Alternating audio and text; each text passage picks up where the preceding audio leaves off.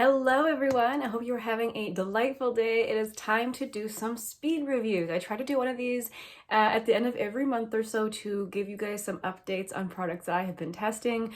Products that I put in these videos, they're not always brand new to my collection. Sometimes it's just items in my collection that I realized I haven't reviewed on my channel yet, but I do think, however, that most of these are new to my collection, and I'm finally ready to tell you what I think of them. Today's beverage of the day. I'm actually not drinking tea. I'm drinking hot chocolate. It is snowing outside. I am not ready for it. I mean, it's gonna be warm enough later to melt, but it's very, very cold. And I'm drinking actually hot chocolate. This is like a gourmet hot chocolate. This is from Flying Bird Botanicals. It has a very pretty canister. This is the Lavender Mint Drinking Chocolate. Heirloom lavender and peppermint combined with raw cacao for a rich and aromatic cup. And it is wonderful. Both the lavender and the mint are pretty strong in this. I picked this up at like one of those specialty boutique type stores, and yeah, it's really nice and good. Okay, let's get into the products I have sitting next to me. Let's start with this palette, the Lorac Meraki palette. So I have been trying this out quite a bit, and this is what it looks like. I believe the Lorac Meraki palette is basically all of the favorite shades from past palettes all put into one palette. So I thought that was interesting. So if you are a person who collected the past Pro like 1 through 4 palettes, these are actually some of the same shades that are in those palettes. I didn't have those. This was my first Pro palette. So this is the one that will open up like this.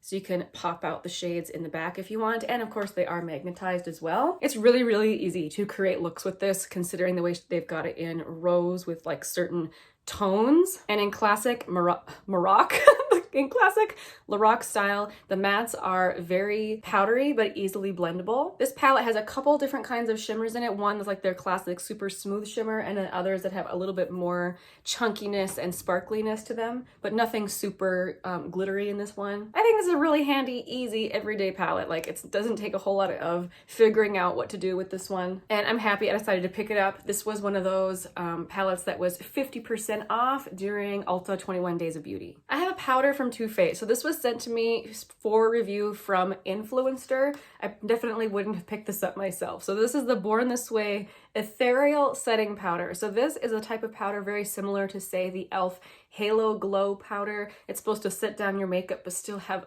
some glowiness to it. I do notice that when I put this on my face and get very, very close to the mirror, I can actually see very slight sparkles in the powder. That's not something you're gonna see just talking to someone normally. You have to get up very, very close to my face to see the sparkles from this powder. Luminous setting powders, like, I don't know, I have a hard time getting around them. I feel like if I want to use a setting powder, it's because I need to take down the shine. Like, I understand the concept of wanting your face to be as glowy as you made it with your products, but still setting it. But I don't know, I'm just not a super powder person, but I would give it, I don't know, 3 out of 5 stars. I thought it looked nice on the skin. I didn't think it looked cakey, and it doesn't have an icky scent either. Yeah, it appears to be unscented. I don't know what it is about powders. I can't get excited about them, but I like weirdly want to review them. I don't know why. I've been testing out this from Glossier. This is one of the Skywashes. These have been out forever, but I have never tried them. They had it at TJ Maxx. I decided I'm finally gonna test one of these. So I have the shade Pebble, and I heard someone say that the Rimmel Stay Matte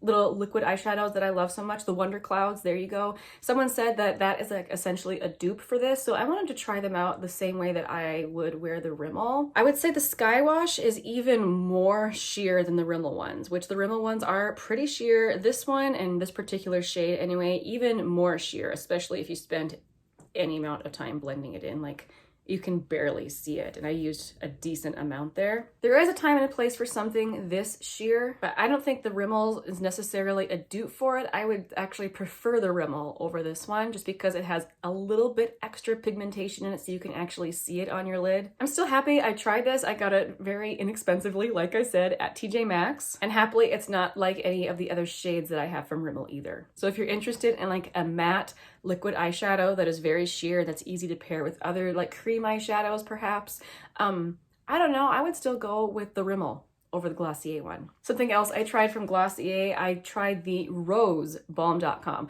I have tried the mango one before and I really enjoyed it. I grabbed the rose one again at TJ Maxx. I can't believe that they have Glossier at TJ Maxx. I use this on my hands as well as my lips. It really is really rose scented. Like, if you're not a fan of rose, I would not go for this one.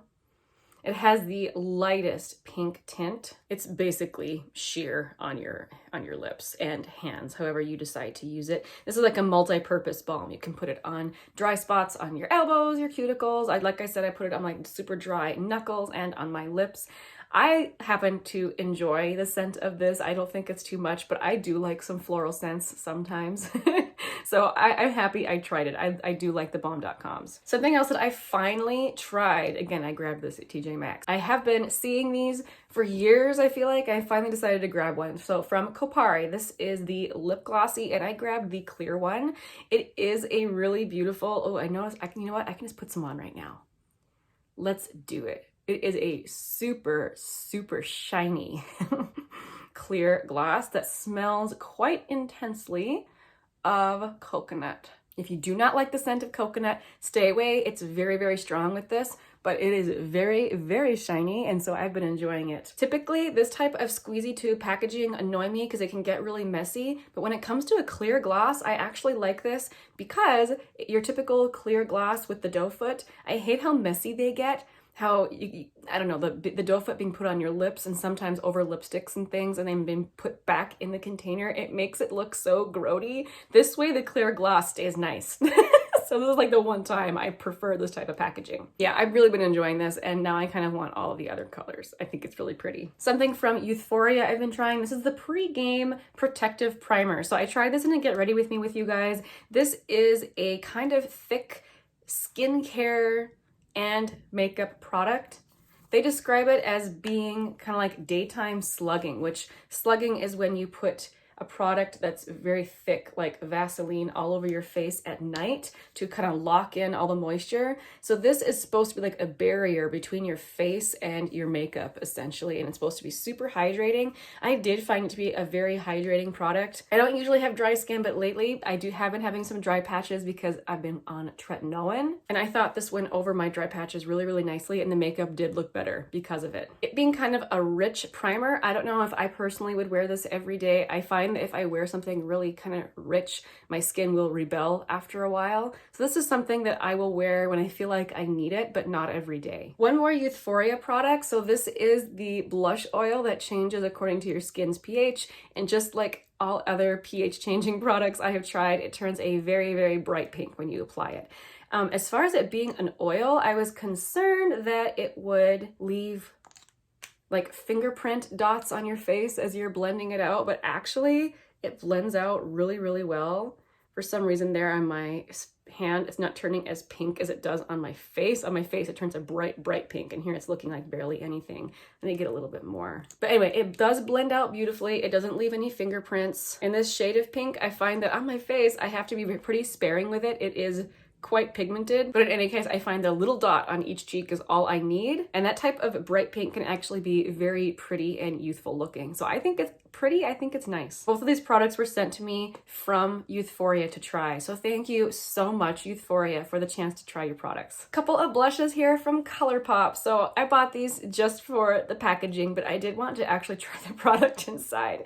So the one in the white packaging is the shade Kiss and Tell, and it is a very neutrally peachy blush. This is a matte formula, so this time of year it's not really my favorite. I find that, especially with my skin being a little more dry, I'm not really wanting to reach for a matte formula, but I found it very easy to blend and a very easy color to wear. The one in this pinker packaging is the shade Forever Yours, and when I ordered it, I actually thought it was a little bit more red. I almost dropped it. But it's not as red as I was expecting. It's actually a little bit more corally pink.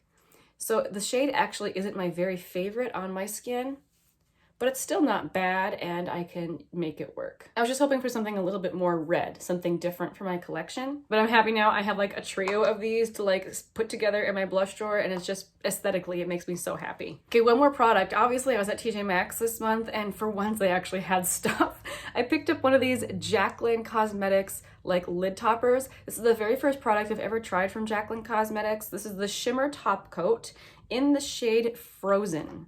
So this is like actually a pretty deep shade. Look how deep and rich it is. I actually was really pleased with the undertone of this. It's very different from any other shade I have like this in like a shimmer top coat. I might build it up a little bit more so you can see exactly how sparkly it is, because it's very, very, very sparkly. I guess you can kind of see all those gold sparkles coming through there. Comparing this to like other cream shadows I have, I do prefer the formula of the Bodyography, but it is very, very easy to use, very, very easy to blend out. I don't think I necessarily would have picked out this color if I had been picking from the whole line, but I am happy I got to try it. And I think I got it for $5. I was pretty happy. But I would call this a like, not a love. All right, that was everything I had set aside to review today. Thank you guys so much for watching. Make sure and share down in the comment section if you've tried any of these products. What do you think of them? I always love hearing your guys' reviews as well. And I will see you again very soon in the next one. Bye, guys.